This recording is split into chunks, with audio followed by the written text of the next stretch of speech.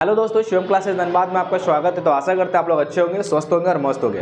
तो जैसा कि आप लोगों को पता है कि कल 11 तारीख को आरआरबी की तरफ से एक नोटिफिकेशन रिलीज किया, जितने भी 21 जोन है रेलवे के सभी के जनरल मैनेजर को नोटिफिकेशन दे दिया गया, ठीक है। और इसमें इंपॉर्टेंट बात यह है कि आपकी आरआरबी एलपी टेक्नीशियन की जो भी तैयारी कर रहे हैं उनसे रिलेटेड, एलपी से रिलेटेड जो भी डायरेक्ट रिक्रूटमेंट कोटा आने वाली भविष्य में उससे रिलेटेड क्या आपका एजुकेशनल क्वालिफिकेशन रहने वाला है, ये आरआरबी ने पहले एक नोटिफिकेशन निकाल करके बता दिया कि अगर आप इस ब्रांच से आपका आईटीआई है, डिप्लोमा है या बीटेक है तो आप एलपी के लिए एलिजिबल हो, भविष्य की भर्ती आने वाले। इसका मतलब है कि ये नोटिफिकेशन आया तो इसका मतलब है कि आपका बहाली 100% आपका श्योर हो जाओ कि आने वाले, क्योंकि इससे पहले भी हुआ है कि देखो ये जो आपका नोटिस निकालने का सबसे बड़ा मुद्दा है कि ये बता पहले देना चाह रहे हैं कि आप देख लो, आप ये ब्रांच है, एलिजिबल हो तो एलपी के लिए, ताकि बाद में दिक्कत ना हो, कोई बच्चा ना उन पर उंगली उठा पाए कि हमने ऐसा नहीं कहा था, ठीक है। सबसे पहले समझेंगे तो बहुत सारे लोगों ने इसके ऊपर वीडियो बनाया लेकिन सही तरीके से कोई बता नहीं पाए, और बहुत सारा ऐसा ब्रांच है जिनमें इंक्लूड नहीं किया गया तो वो परेशान है।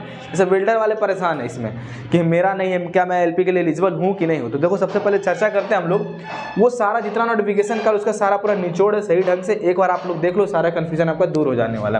तो देखो इसमें एलिजिबल क्या क्या है। तो देखो आईटीआई वाले, डिप्लोमा और बीटेक वाले एलिजिबल है। अब देखो आईटीआई में स्पेसिफिक ब्रांच ही है जो एलपी के लिए एलिजिबल है, जैसे कि आपका फिटर, अगर आईटीआई में आपका फिटर है तो एलिजिबल हो, इलेक्ट्रीशियन है तो एलिजिबल हो, इंस्ट्रूमेंट मैकेनिक है तो एलिजिबल हो, mineral right and maintenance mechanic है तो एलिजिबल हो, मैकेनिक रेडियो एंड टीवी है तो एलिजिबल हो, इलेक्ट्रॉनिक्स मैकेनिक है तो आप एलिजिबल हो, मैकेनिक मोटर व्हीकल्स है तो एलिजिबल हो, वायरमैन हो गया, ट्रैक्टर मैकेनिक हो गया, आर्मेचर एंड कॉइल वाइंडर हो गया, मैकेनिक डीजल हो गया, टर्नर हो गया, मैकेनिस्ट हो गया, रेफ्रिजरेशन एंड एसी मैकेनिक। अगर इन सभी ब्रांच से आपने आईटीआई कर रखा है, 10th प्लस आईटीआई कर रखा है तो आप एलिजिबल हो एएलपी के लिए, असिस्टेंट लोको पायलट के पदों के लिए एलिजिबल हो।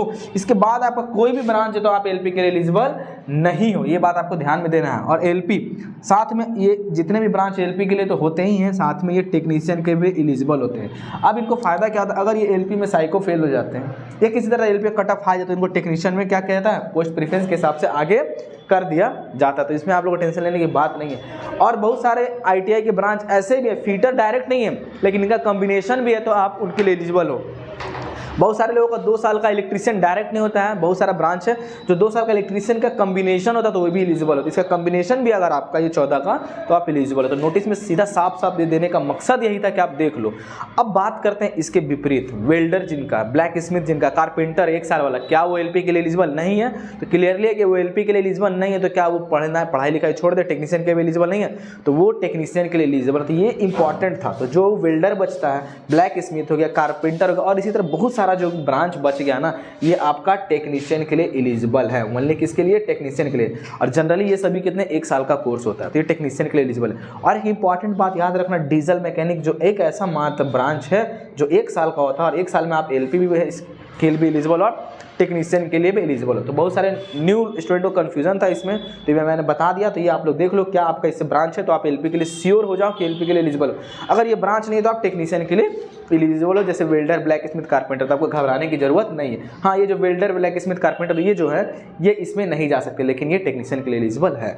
अब बात करते हैं मैकेनिक, अब बात करते हैं जो डिप्लोमा बीटेक किया, ठीक है। डिप्लोमा में मैकेनिकल, इलेक्ट्रिकल, ऑटोमोबाइल, इलेक्ट्रॉनिक्स से जिन्होंने कर रखा डिप्लोमा या बीटेक, या अगर इसी ब्रांच के कोई कॉम्बिनेशन है, जैसे कि मैकेनिकल इंजीनियरिंग डायरेक्ट ना हो करके प्रोडक्शन इंजीनियरिंग, क्योंकि मैकेनिकल का ही पार्ट है प्रोडक्शन इंजीनियरिंग जो 4 साल का, तो प्रोडक्शन वाले भी एलिजिबल है।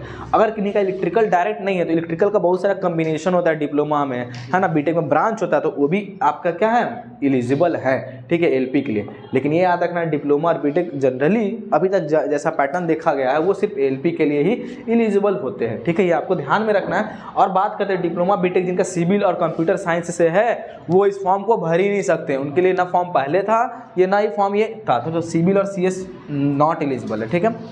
तो आशा करते हैं आप लोगों को ये जो कन्फ्यूज़न होगा समझ में आया होगा, ये जो मेन था। और बहुत सारे लोग अभी, जैसे कि बहुत सारे लोगों को बहाना मिल गया इस नोटिफिकेशन के बाद से यूट्यूबरों को कि ताकि वो इसके नाम पे कोर्स बेच सकें, ठीक है। तो कोर्स बेचने का ज़रूरत नहीं है, खरीदने का ज़रूरत आपको नहीं है, फ्री ऑफ कॉस्ट यूट्यूब पे बहुत सारा ऐसा मटेरियल जिसमें आप लोग फ्री में पढ़ के एलपी क्वालिफाई कर सकते हो, ठीक है। तो इसके लिए आपको टेंशन लेने की ज़रूरत नहीं है। हाँ, आप लोग एक बार देख सकते हो जो एलिजिबल हो जैसे हो।